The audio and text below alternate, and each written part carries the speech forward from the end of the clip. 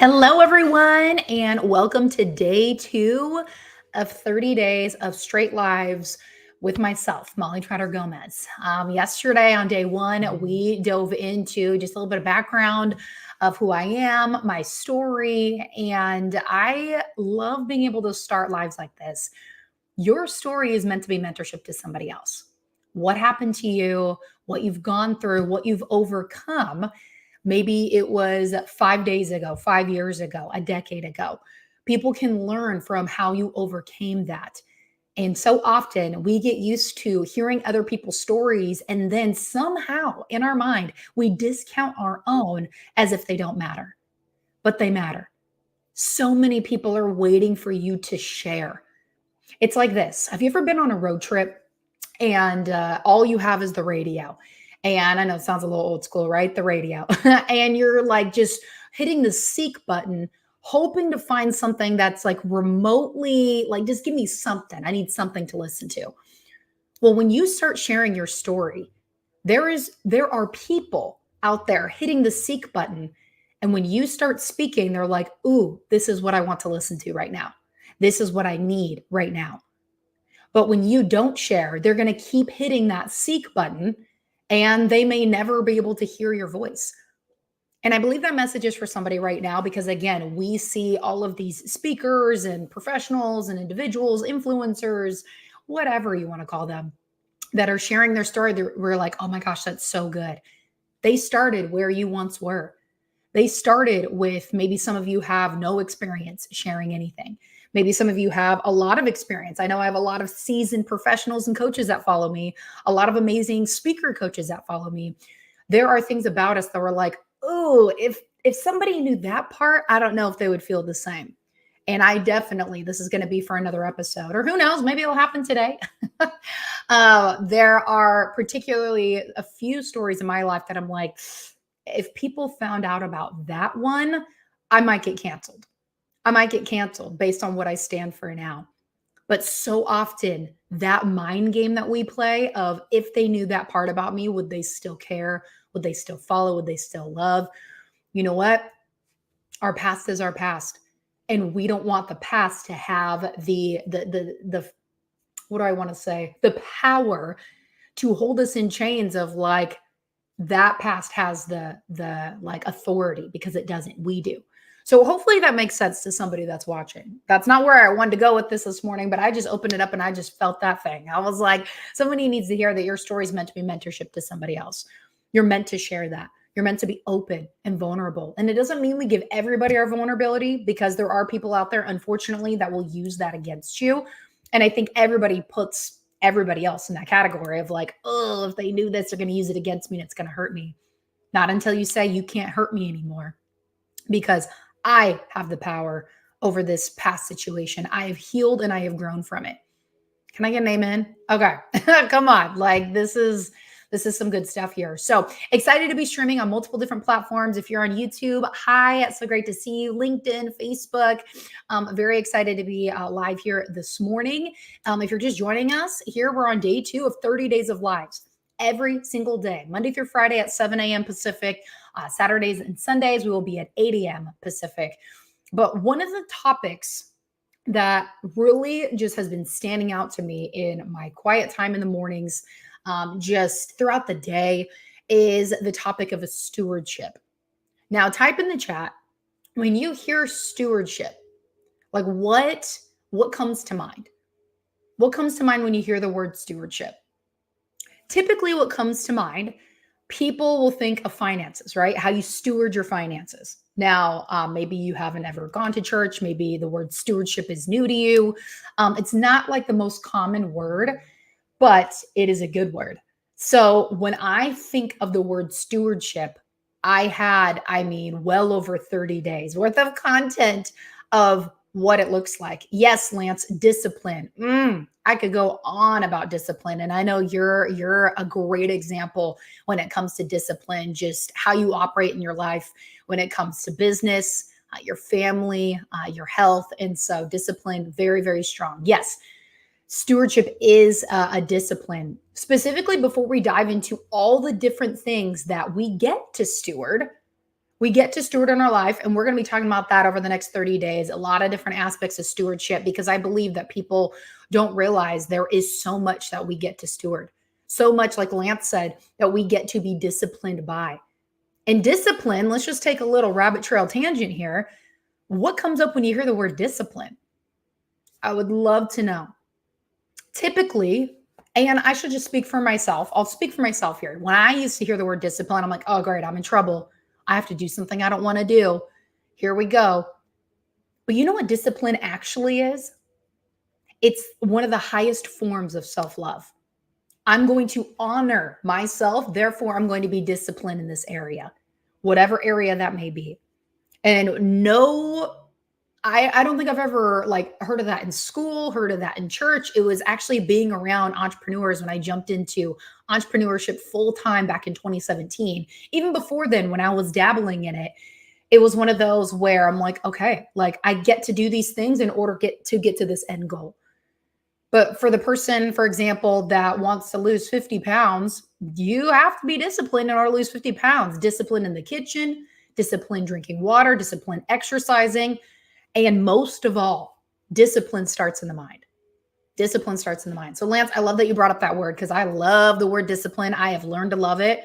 And there are times there's things I really don't want to do, but I have trained myself to get to that point of, if we don't do this, then here's what could happen. If we do this, here's what could happen. And I get to that as fast as humanly possible so I can make a decision quickly of, okay, are we going to do this or not? Rather than being caught in my feelings and emotions, and my feelings and emotions dictating what I should be doing. I want to have discernment of discipline is going to be my friend. It's going to get me where I need to go. So anyways, whew, that was a good tangent. Like that word, I absolutely love it. But I want to dive in because there are some key important principles when it comes to stewardship. And since I'm only going to be live for a few minutes here this morning, there are 10 principles. And I'm going to give you 5 here this morning on day 2. And then on day 3, we're going to finish the other 5. Because honestly, I could probably spend the whole 30 days just on this itself, based on what the Lord has revealed to me and what I've learned from other just amazing mentors, leaders, and just entrepreneurs, people that just have that disciplined mindset around me of what it is that they're doing. So let's talk about 5 of the 10 principles of stewardship. And if you hear these principles, type them in the chat. Type all of them, or even type the one that stands out to you. So here are 5 of the 10 that I'm going to share here today. So 5 principles of stewardship. Number 1, ownership. Number 2, responsibility. Number 3, accountability. Number 4, reward. And the 5th one, we'll stop at the 5th one today and I'll share the other 5 tomorrow. The 5th one is humility. So I want to dive into this a little bit with you, because when it comes to stewarding, let's talk about it. And I'm not going to go deep, but just to give you an idea, stewardship goes well beyond stewarding money. And a lot of people connect the word with finances, but you get to steward relationships, your business, your calling, your purpose, your time, the community that you're in, the people that you lead. Let's see here. The profession that you're in. You get to steward the season that you're in. You get to steward the experiences that you've gone through. And I'm going to stop at that one because we could honestly go on and on. Stewarding the experiences that you've gone through. I talked about that briefly right when we kicked this off, right? Your story is meant to be mentorship to somebody else. That was a phrase the Lord put on my heart many years ago. Many years ago, as a speaker coach, it was one of those where I love being able to help people just really step into their real, bold, and authentic voice, not this carbon copy of somebody else because we see that's working for them. Like truly, like how are we supposed to share what is inside of us to give that to others? Now, stewarding your experiences, some of those may be painful. Some of those may hurt. They may sting. That's a sign of, you know what? There might need to be some healing there. And for those that have either gone through any of my coaching programs or even have gone through our Kingdom Speaker Academy that we have in Kingdom Alliance inside of our company, you have heard this phrase before. But for many of you who haven't gone through any of those, this will be new for you possibly. You need to learn how to speak from your scars, not your wounds. So think of a wound. And I'm sorry if this is a little much because it's 7 a.m. over here on the West Coast or 10 a.m. on the East Coast.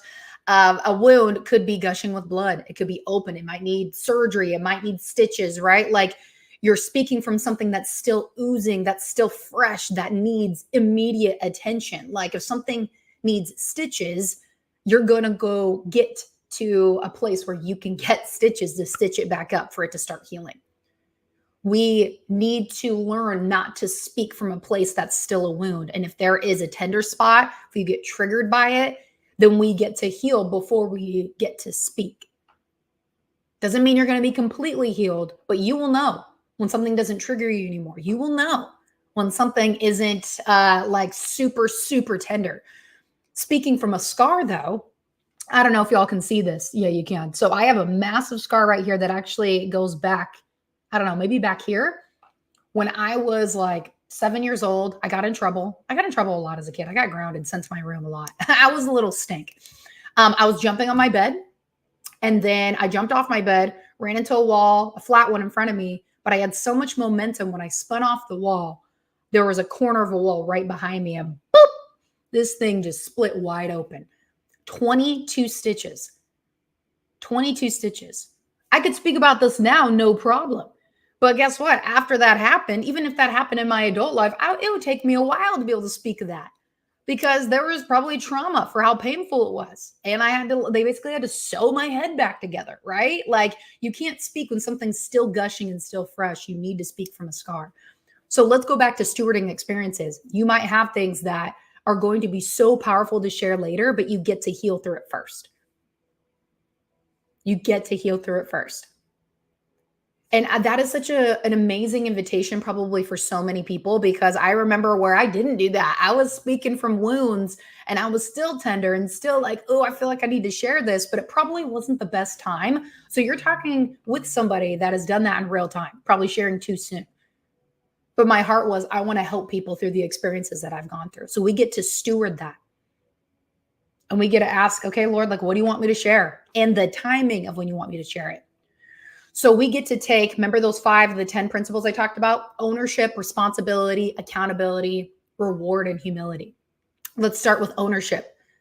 Like we get to own the fact that there are things that are in our possession that we get to steward well. And one of the things that I hear all the time from people is, Lord, I need more. I need more. Like, give me more. Trust me with more. How are you stewarding what you have right now? And you might be in a place where you're like, I don't really have much right now. In your opinion, how can I steward the little that I have? Exactly. How can you steward the little that you have? How are you spending that time? How are you spending those resources? How are you stewarding those relationships, right? Like, take some ownership in what it is that you're doing rather than looking at the outside circumstances and what they're doing to you. This has been a hard one for me at times of like, Lord, I know I'm meant for more. Give me more. And he's like, well, how are you stewarding what you have right now? Shoot, how am I stewarding what it is that I have right now?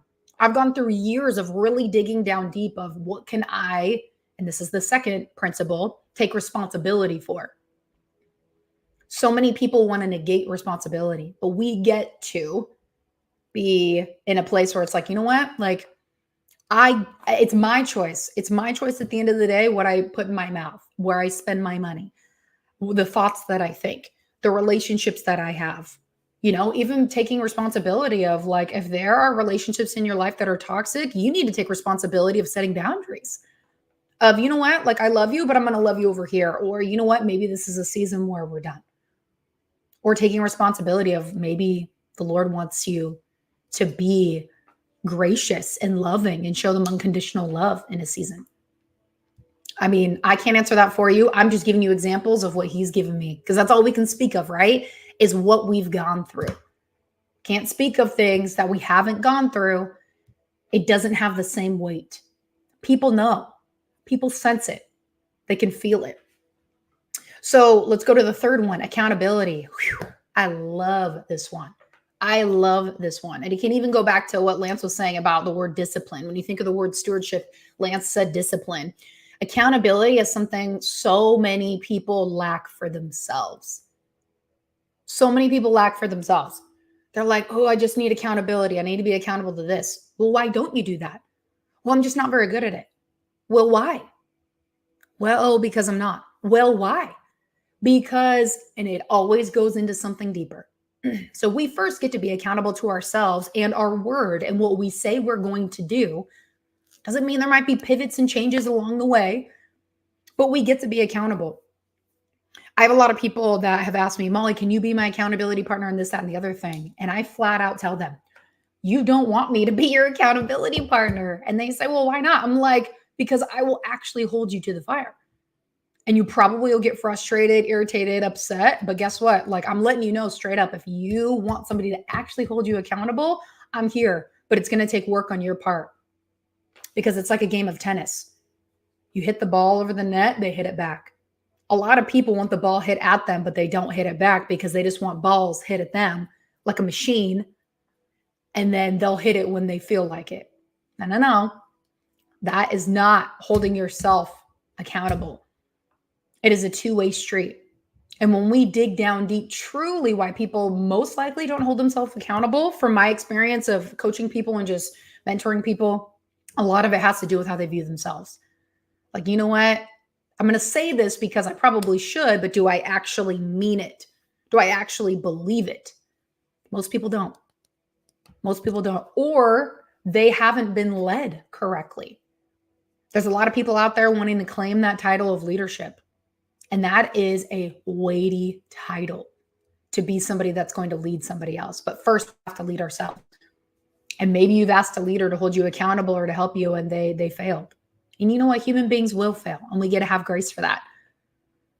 But one of the things I love that we are doing inside of Kingdom Alliance, inside of our company, is like there's so many different things, but one of them that stands out in this instance is we build leaders who build leaders.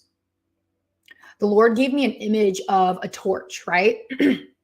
Like if you're at the Olympics and you have that big torch to start the opening ceremonies, you have that torch. And there are leaders that have that torch that are basically just taking fire and like making their flame bigger.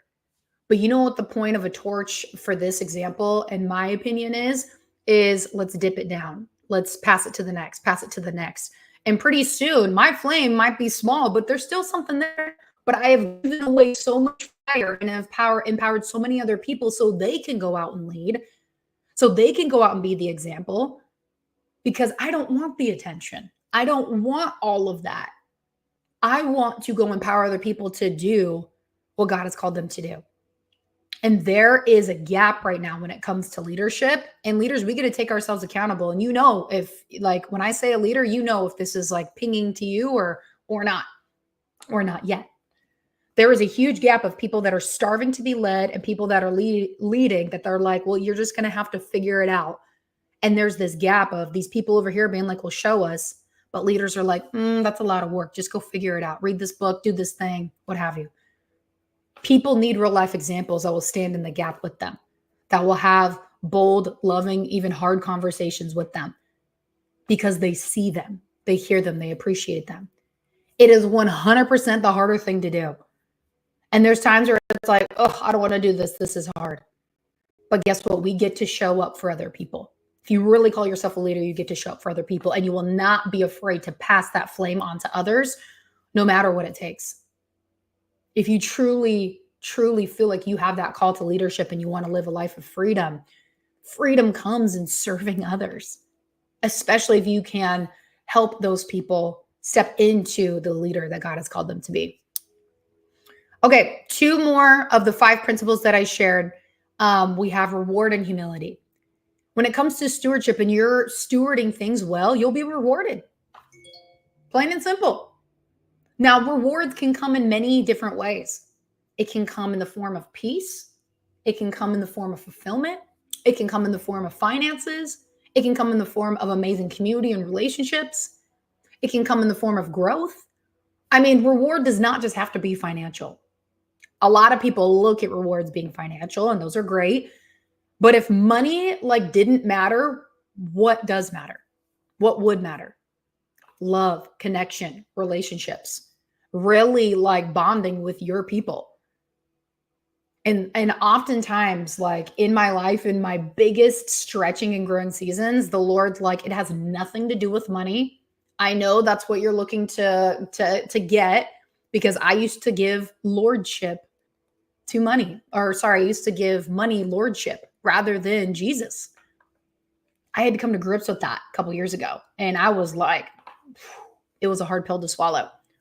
I was so hungry for security and so hungry for like, I want to do this, this, and this with this money. And yes, Lord, we can do this together. But the Lord's like, the amount of thoughts, conversations, and focus you have on money far outweighs what you and I have together. And I'm like, oh my gosh. So a lot of times people look at the reward as financial, but there are so many other rewards. And we see them in our community all the time. I mean, generational curses breaking off, bloodlines being restored, marriages being restored, breakthroughs happening left and right. People that are fully like, okay, God, use me, show me, heal me, grow me. There's so many rewards in that. And who cares if the world doesn't see that being a reward? Who cares? We're in this world, we're not of this world. If the world's giving me a pat on the back, I need to take a double take and be like, okay, well, where did this come from? I want to make sure that, Lord, it's in alignment with you. It's in alignment with you. But as you steward things, the harvest will come. So the reward will come. We just get to be patient because we don't know when, right? If we knew the when, gosh, a lot of us control freaks would be like, woohoo. But we don't know the when. We just get to keep going and the reward will come. And the last one out of the 5 principles that I share here today, I'm going to share the other 5 tomorrow on day 3, is humility. This has taken me a long time to learn. I haven't necessarily been around people for majority of my life that are humble people. There's a lot of pride, a lot of ego, a lot of self. Like, I know, I am. It was a lot of I. And you might be able to kind of, put a screen over that, if you will, of like, but I get to benefit or I get to help all these other people. But the humility wasn't there, like true humility. One of the symbols or phrases, if you will, is capital H-E, and then the symbol where it's greater than. It's like a sideways, greater than, and then little case I. He is greater than I. I've thought about getting that as a tattoo, like right here, for probably over a decade. And I'm like, do I want to hear? I don't know. But I love that phrase. He is greater than I. So often, so many people truly, let's take self-assessment here, elevate themselves above God. Like, I know better. I know the way. I can do better. Really? Because I'm pretty sure this guy like created the whole universe and everything in it. And we are God's highest form of creation, so you wouldn't be here without him. My opinion, you may not agree, but that is what I truly believe. So if I get to commune and if I get to have that connection with our creator of the entire universe, everything in it, I get to have humility of his ways are greater than mine, always. Even if it's painful, even if I feel like my flesh is just melting off and I'm just dying, I probably am, maybe not a physical death, but it's like a butterfly.